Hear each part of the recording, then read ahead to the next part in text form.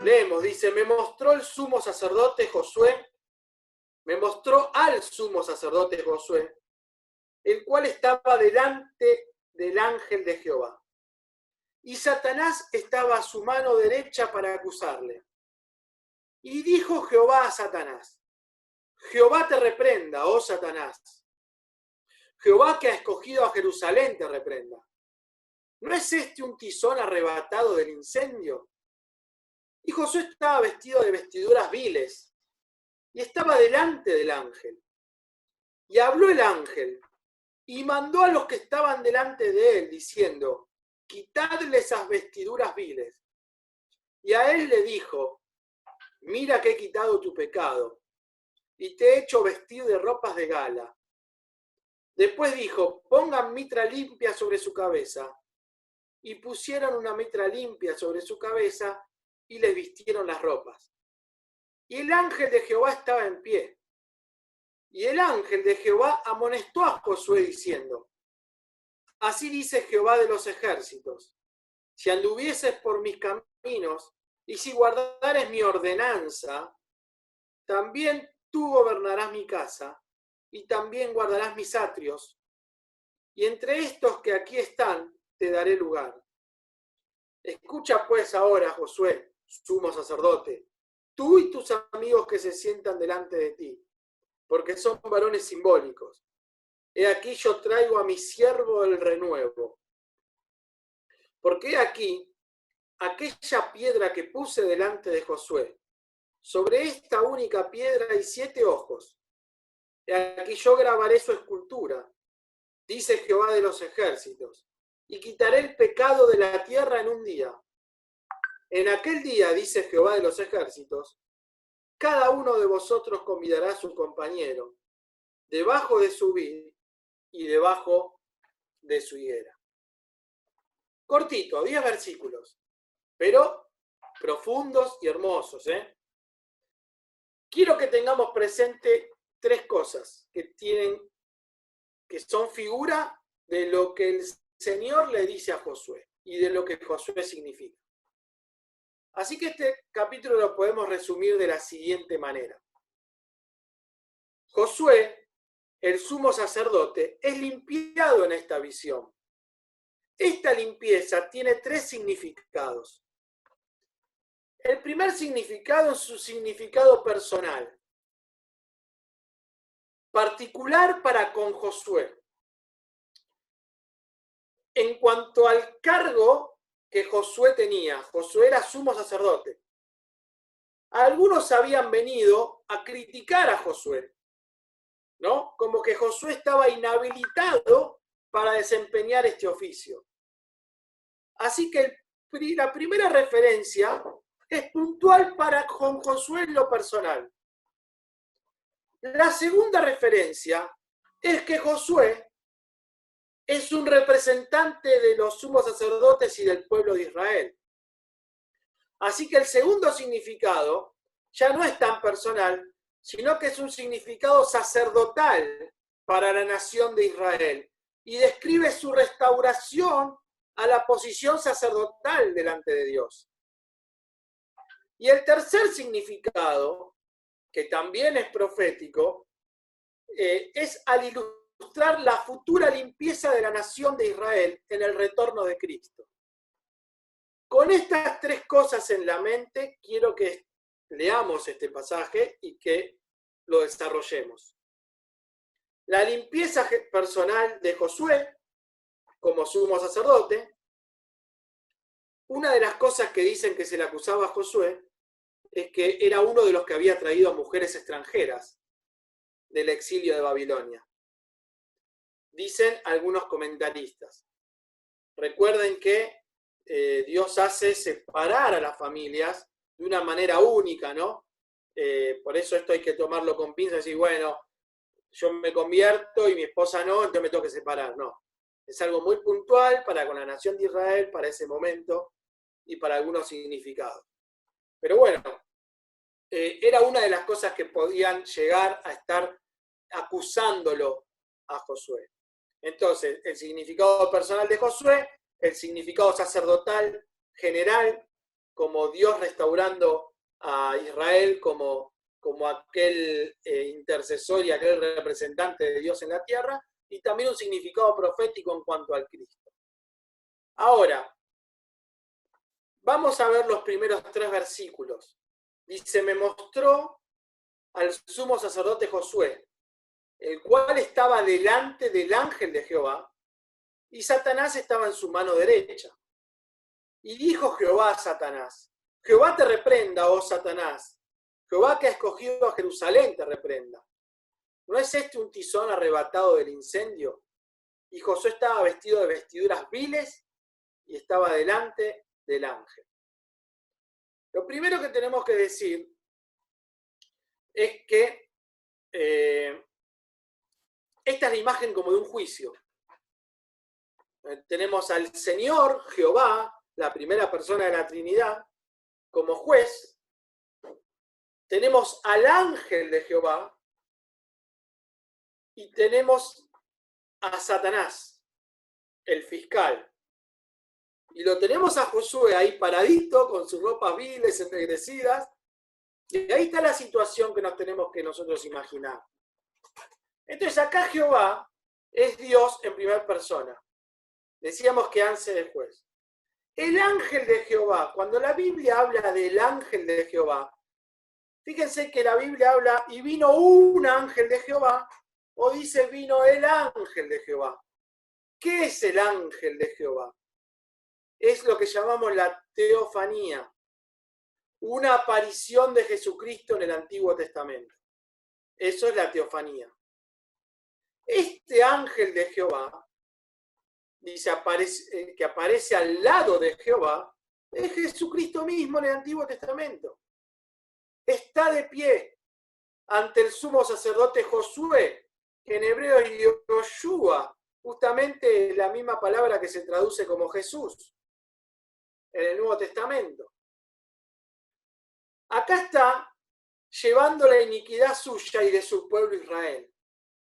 A la mano derecha se halla Satanás como el fiscal. Ahora, la palabra ahí de Satanás es Ha-Satán, todo junto. H-A-S-S Satán, Ha-Satán, que significa el Satán. Ja en hebreo es el Satán, con el artículo adelante. ¿Por qué? Porque Satán, la traducción de Satán es adversario. Ha-Satán es el adversario. El adversario. ¿Por qué? Porque al igual que en Job, Satanás viene de rodear la tierra para buscar a los hijos de Dios y acusarlos. De ahí el nombre, el adversario o el acusador, el Ha-Satán. Ahora, algunos piensan que el nombre original, la raíz del nombre de Satán, es Shatán con la H entre la S y la A. Shatán, S-H-A-T-A-N. Que viene del verbo shut o shat, que significa recorrer o merodear. Ese es el ministerio del diablo. Es la misma imagen de Job. ¿De dónde vienes? De rodear la tierra, de andar por ella, ¿no? Y ahí lo acusa a Job, el adversario. Bueno, ahí está el ministerio de Satanás. Nuestro adversario, rodeando la tierra, buscando a los hijos de Dios, buscando acusaciones falsas o verdaderas para acusar. Luego, más tarde, Pedro escribiría que vuestro adversario, el diablo, anda como león rugiente buscando a quien devorar. Es la misma imagen, es el mismo significado. Vuestro adversario, el diablo, anda como el león rugiente buscando a quien devorar. Ahora, este adversario también es citado en Apocalipsis, ¿no? Dice, y fue lanzado fuera el gran dragón, la serpiente antigua que se llama Diablo, y Satanás, el cual engaña al mundo entero. Dice que fue arrojado de la tierra y sus ángeles fueron arrojados con él. Dice, entonces oí una gran voz en el cielo que decía, ahora ha venido la salvación, el poder y el reino de nuestro Dios y la autoridad de su Cristo, porque ha sido lanzado fuera el acusador de nuestros hermanos, el que los acusaba delante de Dios, del Dios nuestro, de día y de noche. Romanos 8:33, Pablo escribiría y dice, ¿quién acusará a los escogidos de Dios? ¿Quién acusará a los escogidos de Dios? Es increíble ver que el juez de toda la tierra, el creador, quien determina quién es inocente y quién es culpable, que Él nos haya escogido, porque ¿quién acusará a los escogidos de Dios? Dios es el que nos justifica. Romanos 8:33. ¿Quién acusará a los escogidos de Dios? Él es el que justifica. ¿Quién es el que los condenará? Cristo es el que murió, más aún el que también resucitó. El que además está a la diestra de Dios, intercediendo por nosotros, porque es nuestro abogado. Si tenemos al Mesías que intercede por nosotros, ¿qué nos puede preocupar? ¿Qué nos puede preocupar? Así que bueno, hay muchísimas cosas más por ahí para hablar de esto, pero fíjense y nótese, el ángel de Jehová, la teofanía, el Señor Jesucristo, defendiendo a Josué delante del acusador, la aparición de Jesús, la teofanía en el Antiguo Testamento. Y Él también está usando su ministerio allí, el Señor. Nuestro abogado. Ahora, nótese el versículo 2. Dice Jehová a Satanás, Jehová te reprenda. ¿No le llama la atención esta expresión? Dice Jehová a Satanás, Jehová te reprenda. ¿Saben? Los mismos hebreos reconocen, los mismos rabinos reconocen acá una segunda persona en la Trinidad de Dios. Una segunda persona. Cuando nosotros miramos el Génesis capítulo 1, verso 1, dice, en el principio creó Dios, Elohim. En el principio, Elohim es un verbo plural, habla de un Dios compuesto. Cuando vamos al 1.26 de Génesis, dice, hagamos al hombre a su imagen, a nuestra imagen y semejanza. Ahora, estos versículos son muy interesantes porque hablan de un Dios trino, de un Dios plural, de un Dios compuesto. Pero hay versículos, y uno de esos versículos es este, que no se dan muchas veces en el Antiguo Testamento, que comparan y le dan el mismo adjetivo al Señor Jesucristo que le da el adjetivo al Padre. Por ejemplo, uno de esos pasajes es Isaías 45:22. Cuando nosotros vamos a Isaías 45:22, ahí vamos a encontrar, por ejemplo, que al Padre se le da el mismo atributo que al Hijo. Este es un versículo, este y otros más, que hablan, maravilloso para predicarle a los testigos de Jehová. Cuando vas a Isaías 45:22 dice, mirad a mí y sed salvos todos los términos de la tierra, porque yo soy Dios y no hay más. Por mí mismo hice juramento, de mi boca salió palabra en justicia, y no será revocada, que a mí se doblará toda rodilla y jurará toda lengua. ¿De qué se acuerdan cuando leen esto? Filipenses capítulo 2. El mismo atributo que se le da al Padre, a Jehová, a la primera persona de la Trinidad, es el atributo que se le da al Hijo en Filipenses 2. Por lo cual, el Hijo y el Padre son la misma persona. Hay otro pasaje que está, por ejemplo, en Apocalipsis, cuando habla del Alfa y el Omega, hablando de Jesucristo, y también en Isaías habla del Alfa y el Omega.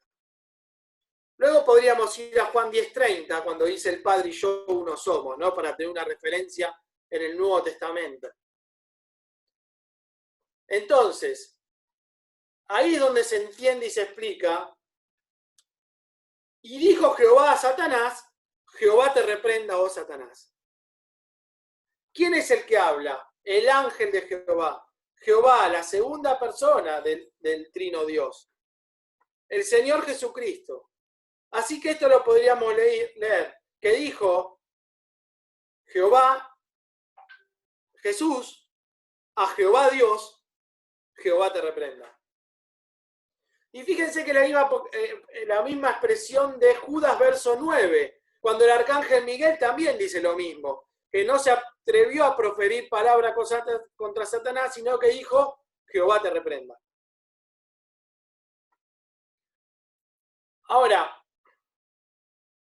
dice que estaba vestido de ropas viles, como chamuscadas, negras, y representan, como decíamos, el pecado de Josué, el pecado personal primero de Josué, pero también el pecado de Israel como nación, que no podía agradar a Dios en su andar. Y dice, ¿no es este un tizón arrebatado del incendio? Esta es la condición de Josué. Ahora, vayamos al versículo 4, vamos del versículo 4 al 7. Dice verso 4, y habló el ángel y mandó a los que estaban delante de él diciendo, quitadle esas vestiduras viles. Y él le dijo, mira que he quitado de ti tu pecado y te he hecho vestir de ropas de gala. Después dijo, pongan mitra limpia sobre su cabeza, y pusieron una mitra limpia sobre su cabeza y le vistieron las ropas. Y el ángel de Jehová estaba en pie.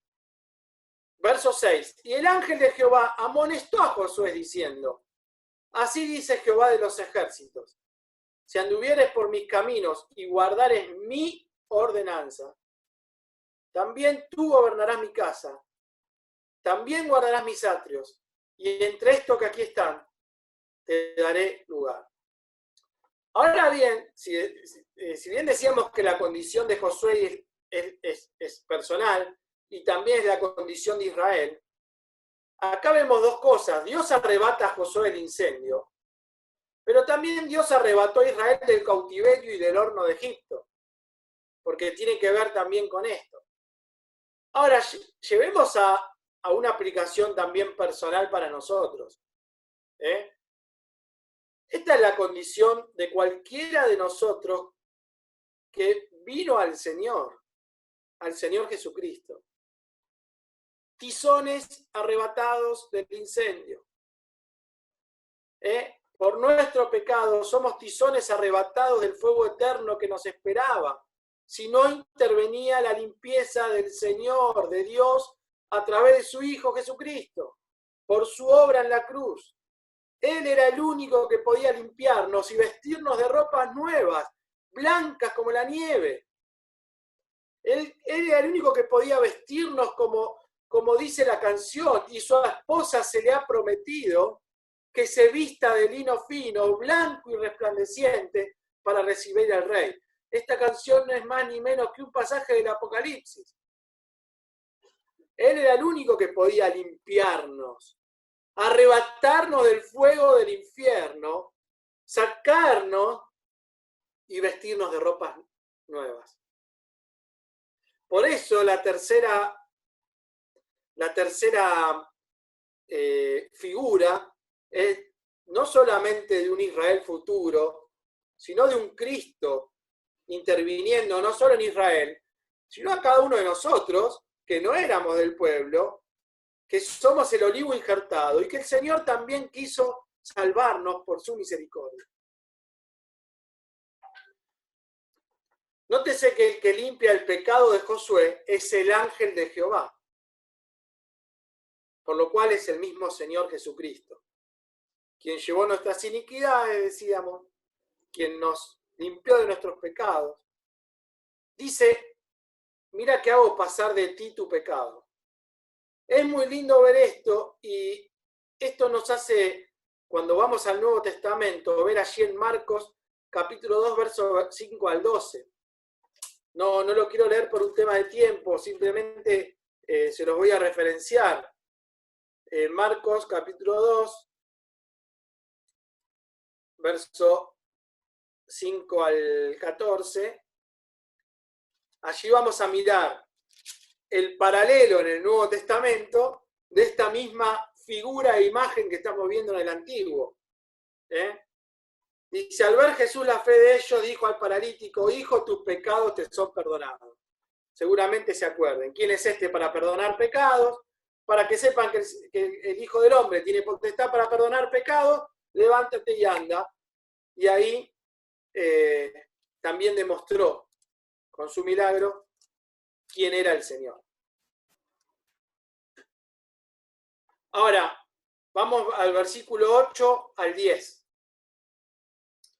Escucha pues ahora, Josué, sumo sacerdote, tú y tus amigos que se sientan delante de ti, porque son varones simbólicos.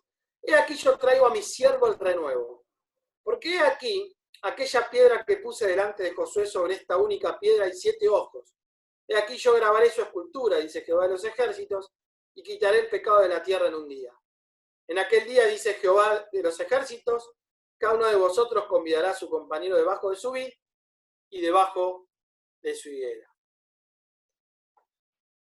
Para ir terminando, dice que los colegas de Josué aquí son varones simbólicos, ¿no? En hebreo la palabra es mofet. ¿Qué es mofet? Es un símbolo de buen presagio, como la garantía de que Dios iba a hacer algo mucho mejor. Y esto era mediante su siervo, el renuevo. Ahora, cuando dice yo traigo a mi siervo el renuevo, no es que a su siervo le iba a traer un renuevo especial, sino que renuevo es como un título del siervo. Es una de las palabras con las que se define al siervo de Dios y se define al Señor Jesucristo en el Antiguo Testamento. El renuevo de Dios, el rebrote de Dios. Esta palabra es maravillosa, el retoño de Dios. Ahora, Dios iba a traer esta palabra. Esta palabra tiene dos formas. Una palabra en hebreo es semaj. Semaj, renuevo. Pero otra palabra es netzer. Netzer es la raíz de Nazaret, el rebrote. Ahora, me encantó encontrar esto, porque Belén, Betlehem, tiene su significado. Betlehem es casa del pan. El pan de vida que venía a este mundo no podía venir ni más ni menos que a Betlehem. Otro significado de que el Señor haya venido a Betlehem no solamente es un tema del pan, sino que es un tema de la luz. Muchos creemos que el Señor vino en el mes de Kisleu, que es el diciembre nuestro. Algunos dicen, no puede ser porque hacía frío y las ovejas y los ganados eran puestos en cuevas. Y allí la cueva que con Mario hemos visitado cuando hemos visto el lugar donde nació el Señor. Allí estaba, y en Kisleu se festeja la fiesta del Hanukkah, que es la fiesta de las luces, donde ocurre un milagro y la luz en el templo no se apaga durante un tiempo que era imposible. Entonces a mí Betlehem me cierra, que era el lugar donde el Señor tenía que venir, por 3 cosas. Primero, porque era la casa del pan, el pan de vida que venía a este mundo. Segundo, porque era en la época de la fiesta de las luces, la luz de este mundo, que es el Señor Jesucristo. Y tercero, vino a Betlehem y al lugar y fue anunciado, y no fue anunciado en cualquier lugar, porque ahí estaba lo que se llama la Migdal Eder, que era la torre del rebaño, que no era Génesis, de tiempos antiguos, porque Belén es el patio trasero de Jerusalén, y lo que en Belén se criaban eran las ovejas que eran sacrificadas en el templo, y los pastores a los cuales se les anunció la venida del Señor no eran cualquier pastor, eran los pastores que cuidaban los rebaños del templo, que eran los corderos que iban a ser sacrificados en el templo. Así que el anuncio que hace el ángel Gabriel no se lo hace a cualquier pastor, se le hace a los pastores del rebaño del templo, que cada día llevaban a sus ovejas y corderos a ser sacrificados. Y ahora vendría el Cordero de Dios que quita el pecado del mundo para ser sacrificado una vez y para siempre. Ahora, Betlehem, es hermoso ver que el Señor haya venido a Betlehem por estas 3 cosas: el pan, la luz, de la anunciación Nazaret, donde él fue criado, donde él nació, no tenía ningún sentido para mí hasta encontrar esto. El Netzer, el rebrote de Dios. Ese brotecito que va creciendo en la planta, ¿no? Las mujeres que les gusta cuidar la planta, ese rebrote. Porque es el lugar donde el Señor creció. En Netzer, el rebrote, el renuevo de Dios en Nazaret. ¡Qué maravilloso! ¡Qué maravillosa la palabra de Dios, hermano! Díganme si cuando empiezan a entender estas cosas no toma todo sentido. Bueno, a mí son cosas que me encantan y me gozo en el poder mirarlas, ¿no? Así que bueno, el renuevo de Dios. Fíjense que vos lo vas a tener en tu Biblia en rojo, hablando como algo profético, el renuevo de Dios, el rebrote, el Señor, entre otras cosas el rebrote, el renuevo. Bien.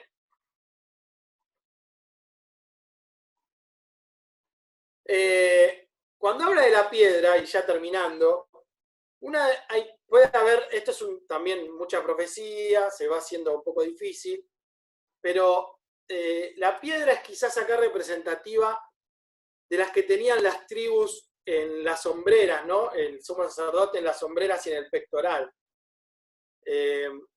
Es interesante poder ver esto y tiene sentido a la luz de Apocalipsis 5:6. Cuando uno va a Apocalipsis 5:6, uno allí encuentra y lee, y dice, y miré y vi que en medio del trono y de los 4 seres vivientes, y en medio de los ancianos estaba en pie un cordero como inmolado, que tenía 7 cuernos y 7 ojos, los cuales son los espíritus de Dios enviados por la tierra. Esta piedra dice que tenía 7 ojos. Así que una de las cosas puede ser que tenga que ver con el Señor como figura de esta piedra, ¿no? También puede ser estos 7 ojos como las facetas de la misericordia de Dios en cuanto a la tarea y a la obra que Dios iba a hacer para con el pueblo de Israel. Es profecía, son cosas que podrían ser, pero hay textos bíblicos que pueden estar avalando esto, ¿no? Y después, fíjense que dice, en aquel día, dice Jehová de los ejércitos, cada uno de vosotros convidará a su compañero debajo de su vid y debajo de su higuera. Es interesante ver la frase en aquel día. Esta frase la deben conocer de memoria. La palabra de Dios todo el tiempo, en aquel día, en aquel día. Siempre que se usa esta frase en aquel día, se usa en un sentido escatológico, obviamente. Pero generalmente se refiere al periodo milenial. Cuando vos encuentres en aquel día, se va a referir al periodo, por lo general, mayormente, milenial. En aquel día el lobo y el cordero apacentarán juntos, en aquel día, en aquel día. Es una etapa de paz. Por eso dice, en aquel día, cada compañero va a invitar a su compañero y van a comer debajo de la vid. Es una imagen de paz. En este caso, es una imagen del reino milenial del Señor. De ese trono de David que él iba a ocupar y que él iba a reinar sobre Jerusalén. Muchas profecías hablan de esto, de ese pacto davídico cumplido, ¿no? Y ese versículo 10 tiene que ver mucho con esto. Así que, hermanos, hasta acá son 10 versículos. Perdonen si en algún momento se hace un poco gravoso, pero bueno, había algunas cosas que eran importantes. Espero que se haya sido de bendición para sus vidas y nos encontraremos el miércoles que viene con Zacarías capítulo 4.